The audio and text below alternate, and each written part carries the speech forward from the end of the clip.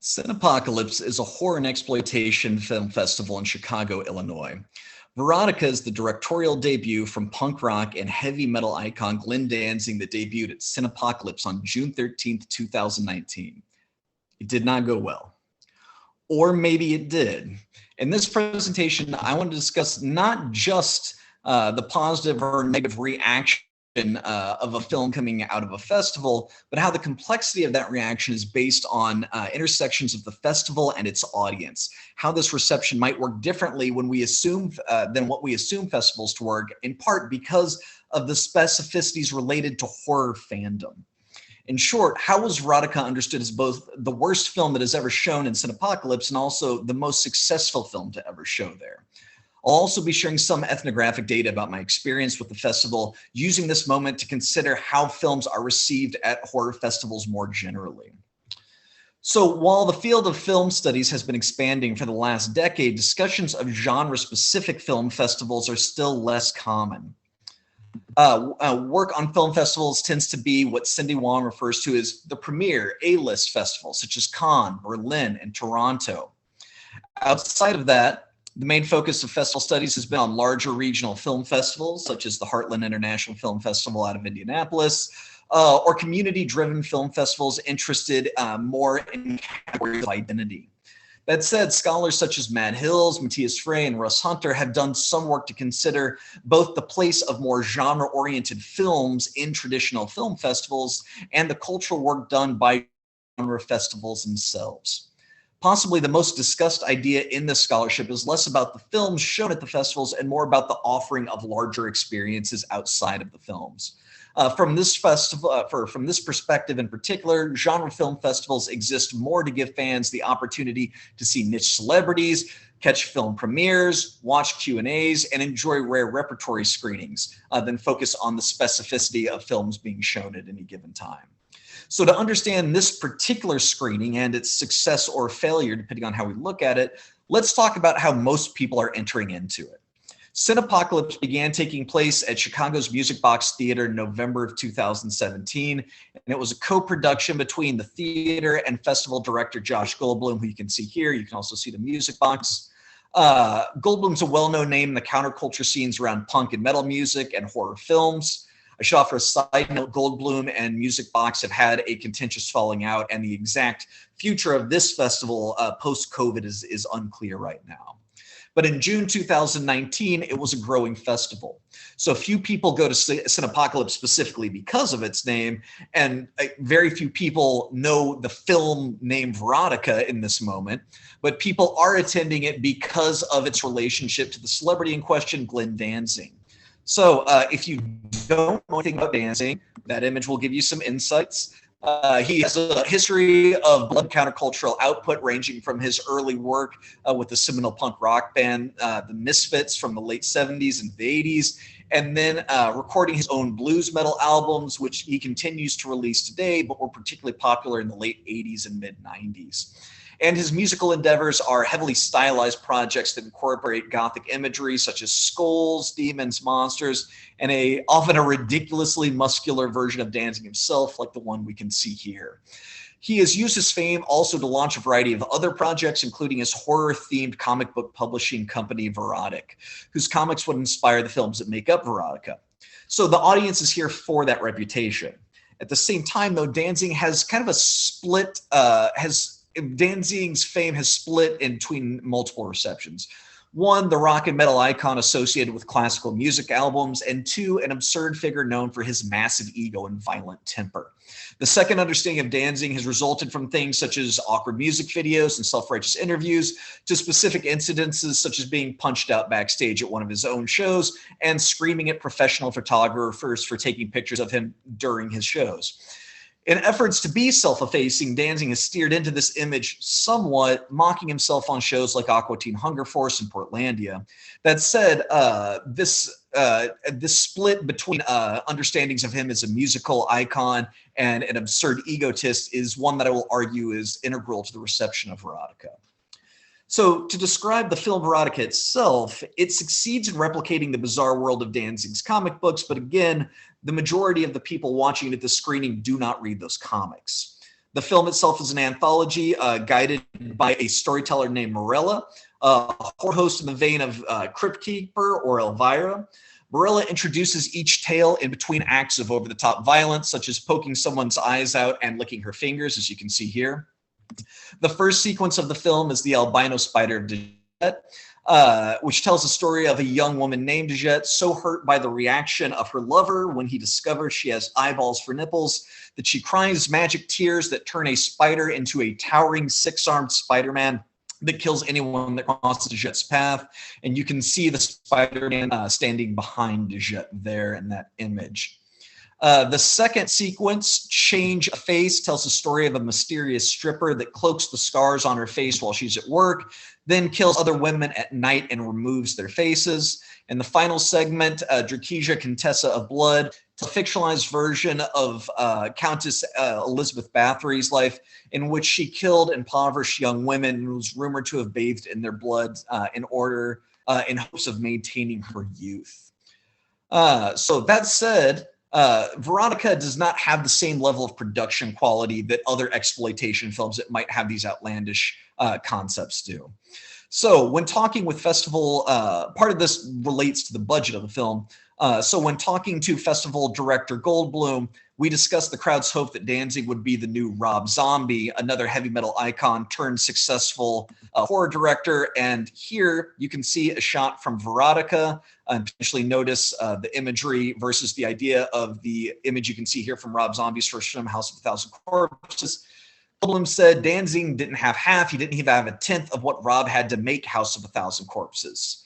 On top of that, Danzig worked with a less seasoned crew. At the time of filming, his cinematographer had only shot short films on video, and his editor had only ever edited 2 films, both shorts, and a number of his cast members had only worked in adult film.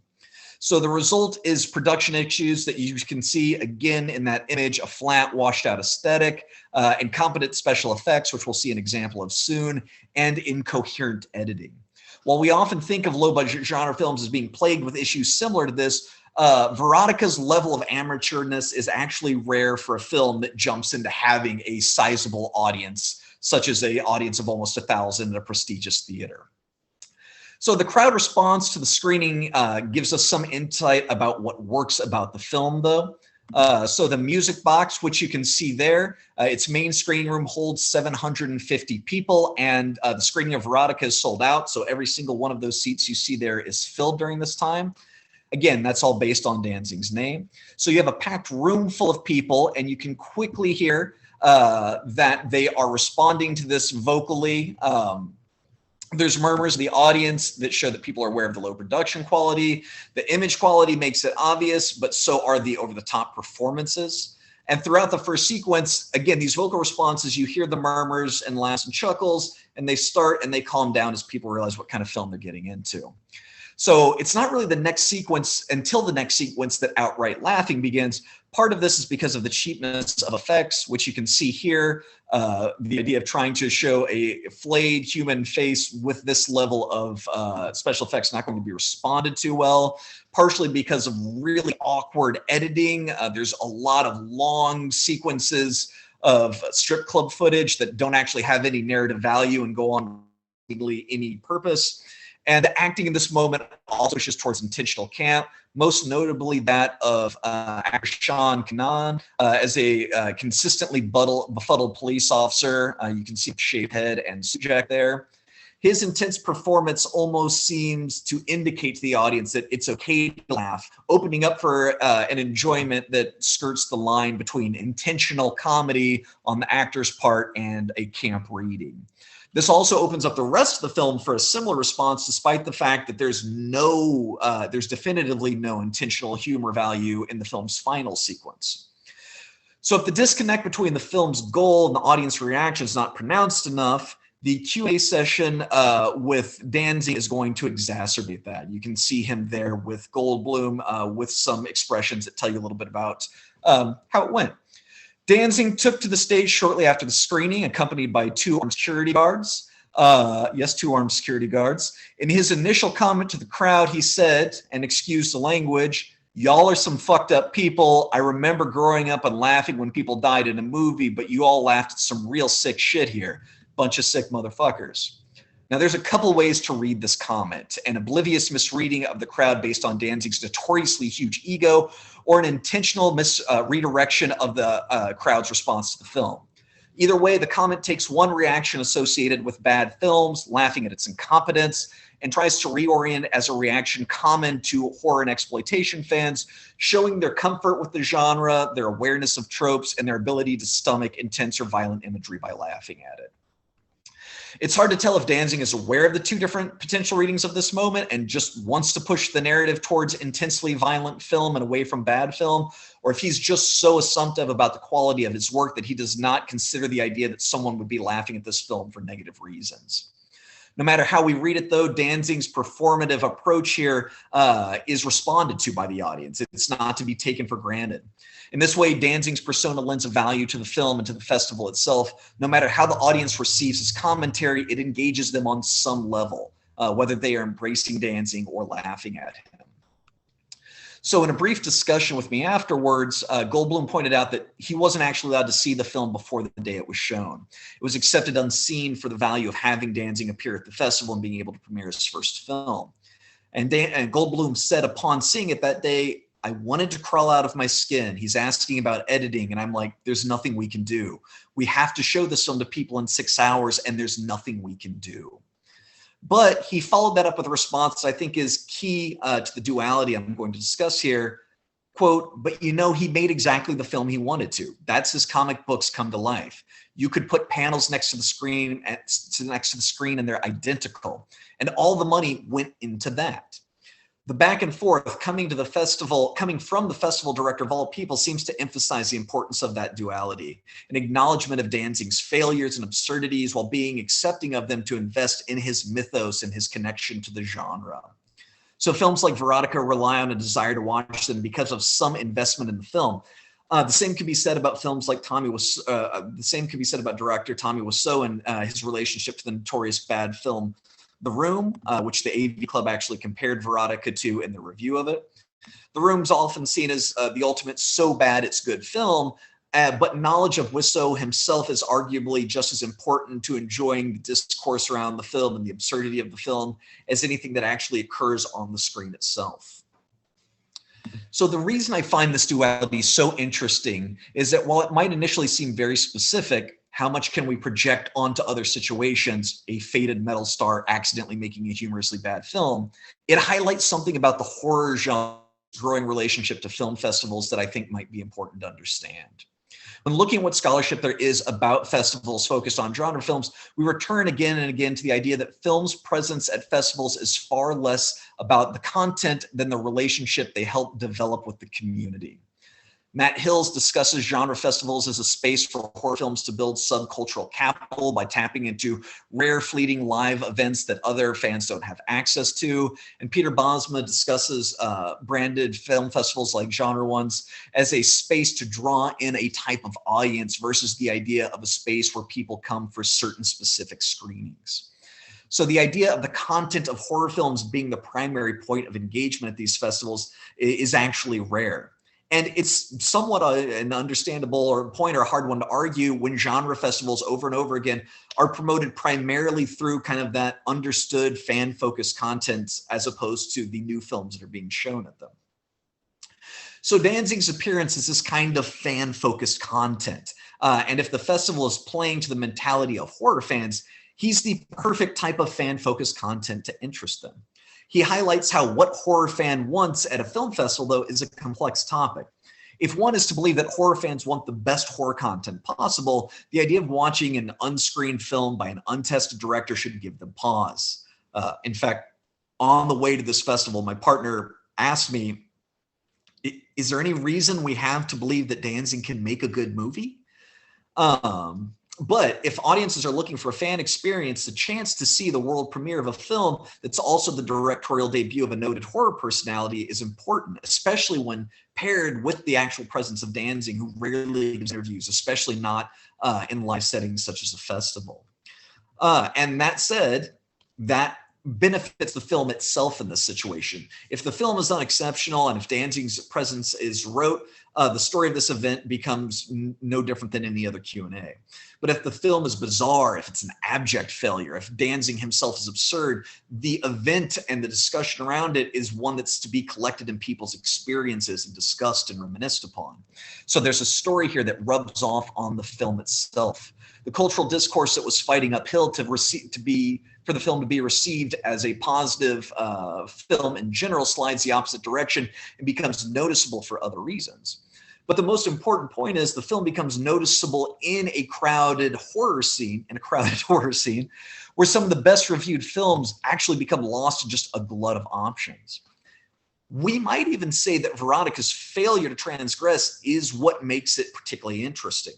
Or a success in general. In a world of horror cinema that's constantly trying to connect with fans by standing out with the most radical of horror films, the failure to transgress succeeds in specific ways. If the most shocking cinematic moment in Cinepocalypse is the beginning of the film Beelzebub, in which a nursery full of infants are brutally slaughtered, every other film aiming for that kind of intensity takes a back seat to it and is less likely to be discussed. But Verotika doesn't aim for that sensibility. Similarly, if you were to make an intentional horror comedy, which do play well at horror festivals, the space between makes a legitimately good horror comedy, and this type of failure is still critical. The phrase "so bad it's good" is in most film fans' vocabularies. The reality behind how it operates is complicated. So most "so bad it's good" films are actual films that succeed because of their perceived strength in some way. Movies that are made with general incompetence are still shunned by even genre fans. So bad it's good films usually have an element that draws audiences to them. Even films like The Room aren't enjoyed because they are abject failures, but typically because they have relevant aspects that make them intriguing, whether it be Wiseau's personality or The Room's success coming from having a sizable budget and the shock of seeing incompetent performances. It's not enjoyable to watch a bad performance. It's the shock of seeing an animatedly inept performance when the production values tell us we're going to be seeing something so different than that. So for Verotika, Danzig is that strength. He is the primary engaging element. Otherwise, the production values are so low, the majority of the film so poorly made, the audience would have little reason to engage with it. As I said at the beginning of this presentation, for all of Verotika's failures, it might be Cinepocalypse's biggest success story.